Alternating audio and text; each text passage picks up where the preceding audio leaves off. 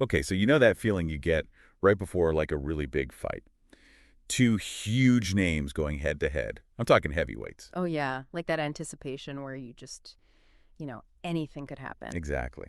Well, that's kind of what it felt like leading up to this LSU-UCLA women's basketball game. Definitely. Like a clash of titans.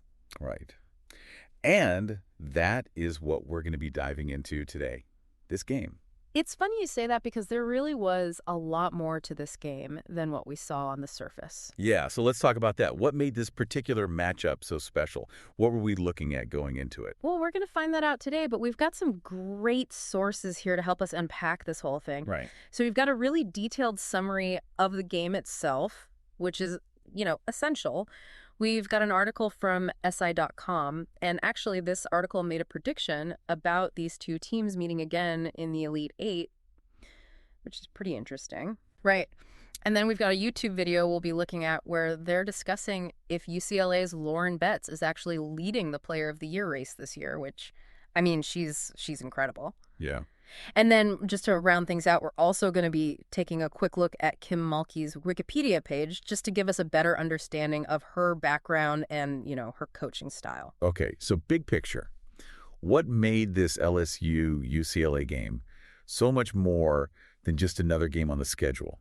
Because it really felt like there were these greater implications. Well, yeah, think about it for a second. You've got two top teams, both with their sights set on a championship, right?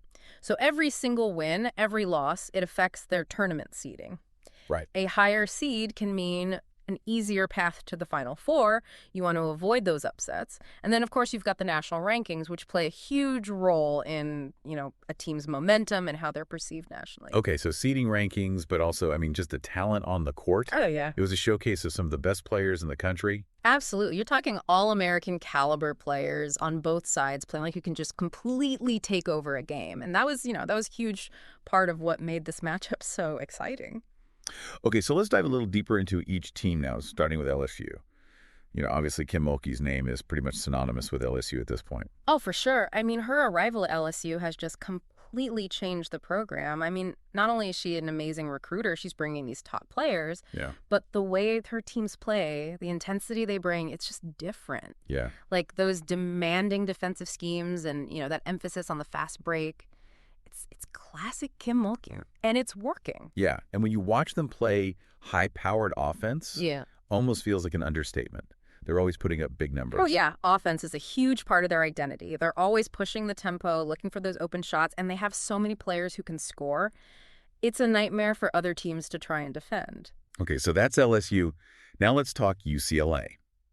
Corey Close has built a program that's a perennial contender. And they're known for something a little different. Yeah, they're known for their defense. Exactly. They're incredibly well coached. They're disciplined, and they make it so hard for teams to score on them. Like you said, LSU is all about offense. UCLA is all about that shutdown D. Yeah, and a big part of that is Lauren Betts. She's a force in the paint. Oh, absolutely. Lauren Betts has been incredible for UCLA. And her impact goes way beyond just scoring. She demands a double team almost every time she touches the ball, which opens things up for their shooters. Right. And then defensively, her size and her length, it just changes the whole game. She alters shots. She controls the boards.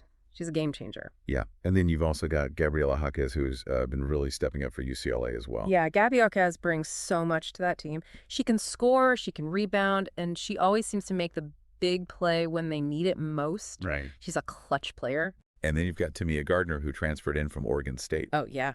Tamia Gardner is another great addition to that UCLA roster. She's a very talented player, and it says a lot about Corey Close and the program that they're able to attract players like her. Okay, so we talked about the teams now. Let's talk about the coaches. Yeah. Kim Mulkey. You look at her career. It's just win after win after win. What is it about her coaching style that has made her so successful for so long? It's not just about the intensity that you see on the sidelines. Obviously, she's very passionate, very intense. Yeah. But her teams are just so well prepared. Strategically, mentally, they're always ready to play. And she instills this toughness in her players, this belief that they can overcome anything. Yeah. And, she's won championships everywhere she's been. So that experience, that pedigree, it creates a culture of winning. Her players, they expect to win. They're held to a very high standard. And then you've got Corey Close, who Maybe he doesn't have as many national titles as Kim Mulkey, but is still considered one of the best coaches in the game. What makes her so special? Well, Corey Close is amazing at player development. Yeah. She takes these talented players and she helps them reach their full potential. And she's also really focused on building a strong team culture. Her teams are always disciplined, fundamentally sound, and they play together. Yeah. That's a testament to her coaching. Okay, let's talk about Lauren Betts again. You know, that YouTube video that we mentioned talked about her being a possible Player of the Year candidate. What makes her stand out in that conversation? Well, it's amazing how quickly she's become such a dominant player. Like, she's always been good, but this year she's just taken it to a whole other level. Yeah. The combination of her size, her skill, and her athleticism, it's pretty rare. And the fact that people are even talking about her as a Player of the Year that early in her career, it just shows you how special she is. And then again, Gabriela Jaquez. Her versatility seems to be a big theme. Yeah, that's huge in today's game. I mean, Gabby Jaquez can play any position on the court. She can score in so many different ways, and she's a great defender. Yeah. It's a nightmare for other teams to try and match up with her. Okay, so let's talk about the game itself.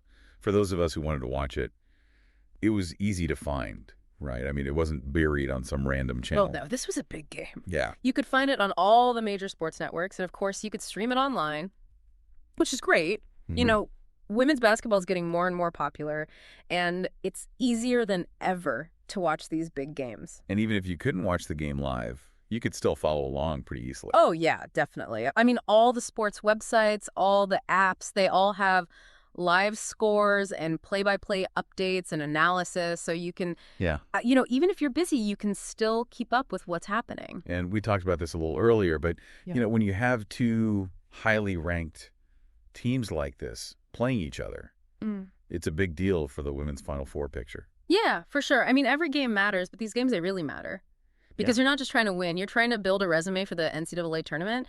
You want to show the committee that you can beat the best teams in the country. And so for LSU and UCLA, this was a huge opportunity to, you know, kind of solidify their position as contenders and, you know, maybe even influence their seeding for the tournament. And it wasn't just people watching the game. It felt like the whole world was talking about it on social media. Oh, yeah. Social media was blowing up. It was trending everywhere. I mean, people were posting reactions, sharing highlights. I mean, it really added to the excitement of the whole thing. Yeah. And, you know, it helps grow the sport when you see that kind of engagement. And then you had the traditional sports media, which also gave this game a lot of coverage. Oh, yeah, absolutely. I mean, a game like this, it's going to get a lot of attention from all the major outlets. And, you know, that SI.com article that we talked about, they were already predicting a potential rematch in the Elite Eight. So, I mean, people are already looking ahead to the next chapter in this rivalry. So to sum it all up, this LSU versus UCLA game, it was a big deal.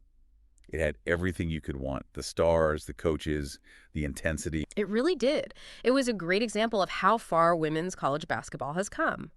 I mean, the level of play, the athleticism, the strategy, it was all there. And the fact that so many people were watching and talking about it, it just shows you that the sport is growing and it's only going to get bigger. Okay, so here's something to think about. We've got LSU with that incredible offense and UCLA with that lockdown defense. And we know that some people are already predicting a rematch in the Elite Eight. So what could these coaches do? I'm talking Kim Mulkey and Corey Close. Oh, yeah. What could they do differently? What adjustments could they make to give their team an edge if and when these two teams meet again? What can be the key to winning that next game? Because the stakes are going to be even higher. Yeah, that's a great question. Right. And I think it's something that both coaches are probably thinking about right now. Exactly. All right. Well, that's all the time we have for today's deep dive. But as always, we'll be back soon with another fascinating story from the world of sports. Until then, keep those conversations going and keep thinking critically about the games we love. Yeah, thanks for listening. Today is your lucky day.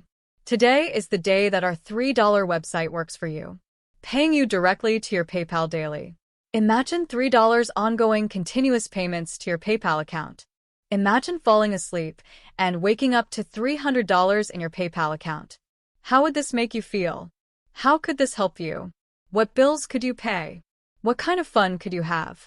What does that retirement look like now? All for a one-time payment of $3. This website is DFY done for you, fully built and completely hosted, and never stops collecting payments for you. You have spent $3 on coffee on a regular, but that coffee won't help you create multiple streams of income. Click the link below.